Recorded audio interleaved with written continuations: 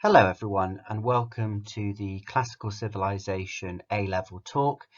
I'm assuming that you are watching this because you are interested in discovering more about Classical Civilization A-Level. I thought I'd start the presentation with three pictures.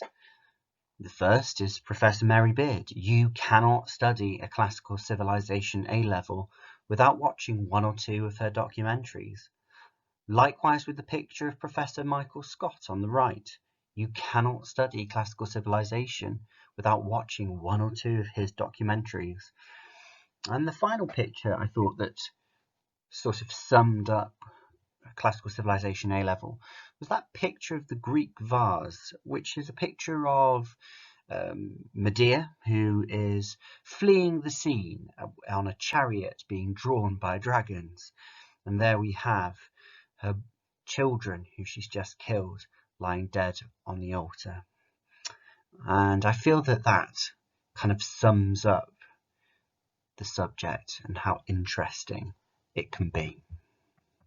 So what actually is classical civilization? Well, it is a subject which offers a vast amount of literature to study, but not just literature. You can study elements of art, architecture, art history, philosophy, politics, social history, and religion, all within the classical Greek and Roman worlds.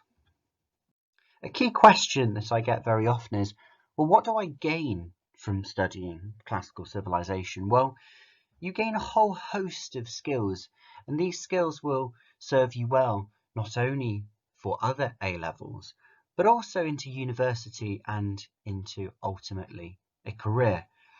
We will develop your analytical, your interpretative, and your communicative skills. And it's really important to mention also, this subject is open to every single student, no matter what GCSEs you have done. No previous knowledge of the ancient world is actually required. So what do you need to do to gain a classical civilization A-level? Well, we're with OCR and it requires a study of 3 modules over the course of 2 years. 6 periods per week. You have to study a compulsory module, which is Virgil and the Worlds of the Hero, which requires a study of Virgil's Aeneid and Homer's Odyssey. There are then 2 more modules to study to gain the full A-level, each module being worth 30% of the full A-level. The 2 modules that we've studied historically are Theatre in Ancient Athens, reading such tragic plays as Sophocles' Oedipus the King and the comedy Aristophanes' Frogs, and the Politics of the Late Republic, studying the period before the emperors in Rome. So as you can see, it's a really broad range of study. So why should you consider studying us? Well, classical civilization is a highly regarded subject. You can continue to study it at university, and it works well with other A-level subjects, such as English, history, psychology, and sociology. If you're interested in studying English literature, you would benefit from reading the authors that inspired Chaucer and Shakespeare. But it is such an interesting subject in its own right that so many students who study this actually do go on to study classics at university. Not only that, students that study classical civilization historically have gained excellent results.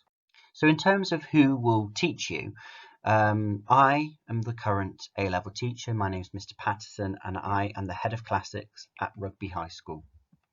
This now is a selection of quotes that students have given me historically as to why they think that classical civilization is so good. It's my favourite subject, says one. It's like a mixture of English and history. So if you enjoy those 2 subjects, then you would enjoy classical civilization. There have been some really good trips. We go to Greece every so often. We go to Italy. They say it's been challenging but rewarding, and the different plays and texts that we study are entertaining and interesting to study. And finally, they say it's fascinating to learn about the context of the plays and texts. There's so much to this subject. Studying classical civilization makes some people's dreams come true. This is our classical civilization set from the other year, finally meeting their hero, Professor Michael Scott. There's some results here on this slide, and as you can see, there's a healthy number of A's and even a couple of A stars, but good, strong results, as you can see, from studying classical civilization. In terms of the entry requirements, we would really want a grade 6 at English Literature and Language GCSE. It is useful if you have a grade 6 in history, but it's not required. We just require you to have those English results. And finally, if you have any questions, anything that I've not answered in this presentation, do feel free to email me using the email address given. I hope you've enjoyed this presentation and you will consider putting us down to study classical civilization at A level.